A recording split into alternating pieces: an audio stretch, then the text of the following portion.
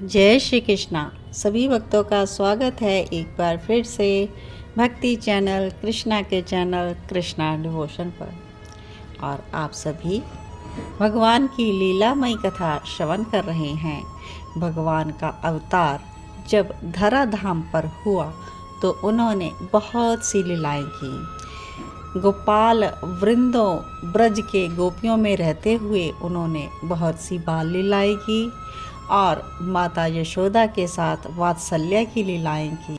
ब्रज में रहते हुए उन्होंने गोपियों के साथ रास लीला की और उद्धव के द्वारा किस प्रकार से गोपियों को संदेश पहुंचाया गया यह भी हम सभी लिसन कर चुके हैं। भगवान की बहुत ही प्यारी सी लीलाएं और भगवान किस प्रकार से द्वारकाधीश बने, द्वारका में किस प्रकार से उन्होंने नगरी बसाई, तो यह भी हम कथा लिसन कर चुके हैं।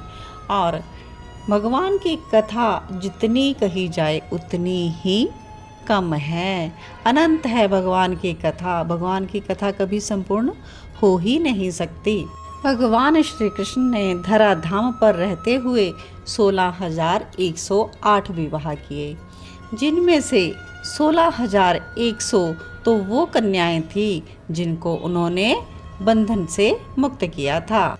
क्योंकि बंधन में रहते हुए वो कन्याएं अपने आप को कहीं ना कहीं दागी समझने लग गई थी। तो वो कहती थी, अगर प्रभु आप हमें नहीं अपनाएंगे तो हमें कौन अपनाएगा। तो प्रभु ने उन सभी 16,100 कन्याओं से विवाह कर लिया था।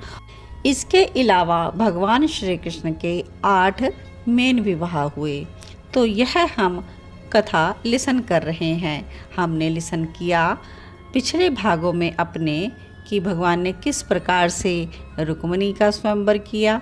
रुक्मिणी के बाद हमने लिसन की भगवान श्री कृष्ण ने किस प्रकार से जामवंती से विवाह किया, सत्यभामा से विवाह किया और किस प्रकार से कालिंदी के साथ उनका विवाह हुआ। तो भगवान के जो मेन 8 विवाह हैं, यह कथा बहुत ही प्यारी है, बहुत ही प्यारी है।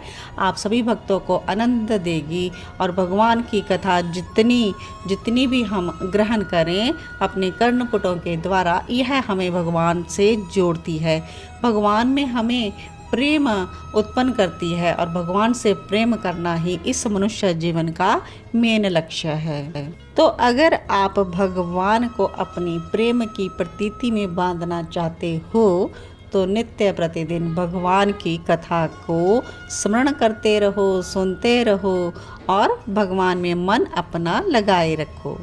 तो आइए इन्हीं शब्दों के साथ हम अपनी कथा आगे बढ़ाते हैं। आज हम लिसन करने वाले हैं कथा में भाग 272 मित्र विंदा का स्वयंवर।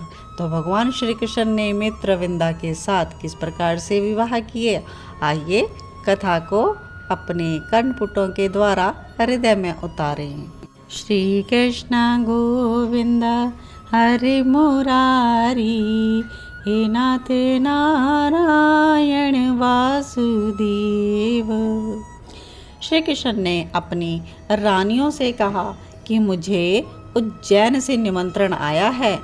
उनकी बुआ की पुत्री का स्वयंवर है और श्री कृष्ण कहते हैं कि वहाँ पर मेरा जाना आवश्यक है, क्योंकि जब मैं उज्जैन में विद्या अध्ययन करता था तब भी उनके यहाँ पर नहीं जा पाया था। महर्षि संदीपनी के गुरुकुल का पक्का नियम था कि गुरुकुल के छात्र किसी से भी मिल नहीं सकते थे, ना ही वो कहीं जा सकते थे। तो मथुरा लौटते समय व्यवस्था इतनी ज़्यादा थी कि उस समय भी वहाँ पर जाना ना हुआ। राजाधी देवी यही बुआ जी का नाम है, उज्जैन की राजमाता है। श्री कृष्ण ने अपनी यात्रा की सूचना अपनी रानियों को दे दी और अपने बड़े भाई बलराम जी के साथ उज्जैन के लिए निकल पड़े। और बुआ जी राजादी देवी अपनी पुत्री मित्रविंदा को बचपन से ही श्री कृष्ण के बारे में बताती थी कि सुंदर श्याम घन नारायण के अवतार हैं श्री कृष्ण।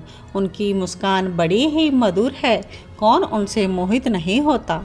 पता है ब्रज में तो नर नारी कि तो कौन कहे पशु पक्षी भी उनके पीछे पागल हैं। पर अब यही मित्रविंदा युवा हो गई और कह रही है, माँ उनके बारे में मुझे और बताओ, अभी भी इसके श्रवण का विषय क्या है श्री कृष्ण।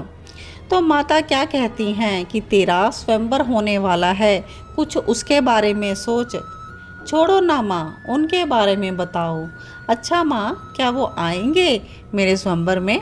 हाँ हाँ, क्यों नहीं आएगा। मैंने सूचना भिजवाई है और रोष प्रकट किया है कि जब महर्षि संदीपनी के यहाँ विद्या अध्ययन करते थे तब तो नहीं आए, कोई बात नहीं, पर अब नहीं आए तो मैं तुमसे कभी बात नहीं करूँगी। फिर भी मित्रविंदा पूछती है, अगर नहीं आए तो? आएगा, मेरा वासुदेव अवश्य आएगा। उसे बुआ का पता है कि मैं जीवन भर उससे नहीं बोलूँगी। और मित्रविंदा तो उस शून्य में खो गई। हाँ, अगर वो नहीं आए तो? आएगा, अवश्य आएगा, माता यही कह रही है। मित्रविंदा के सिर पर हाथ रख रही है, उसे विश्वास दिला रही है।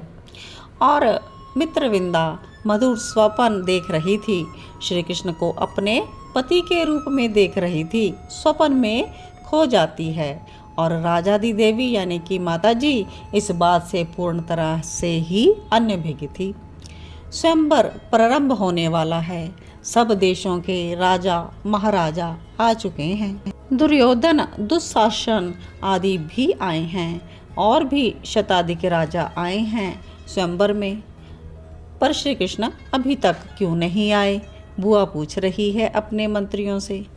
पर किसी को नहीं पता। माँ, वो क्यों नहीं आए? मित्रविंदा को उसकी सखियाँ सजा रही हैं, पर उसकी सजने में कोई रुचि नहीं। वो तो सिर्फ श्री कृष्ण के बारे में पूछ रही है। उसका मन चंचल हो रहा है, उसे अब घबराहट होने लगी। और क्या कहती हैं माता, समझा रही हैं, बेटी द्वारका से आना है, मार्ग में कई व्यवधान पड़ते हैं, आ जाएंगे। स्वयंवर में दुर्योधन बोल उठा कि स्वयंवर प्रारंभ किया जाए।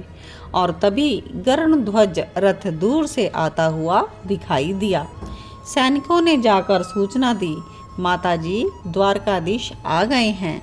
और मित्रविंदा भी खुशी के मारे उछल पड़ी, उसके मुखमंडल में प्रसन्नता छा गई। हाथ में जयमाला लिए मित्रविंदा को लाया गया। राजा महाराजा सब लोग वहां पर हैं जो कि स्वयंवर के लिए आए।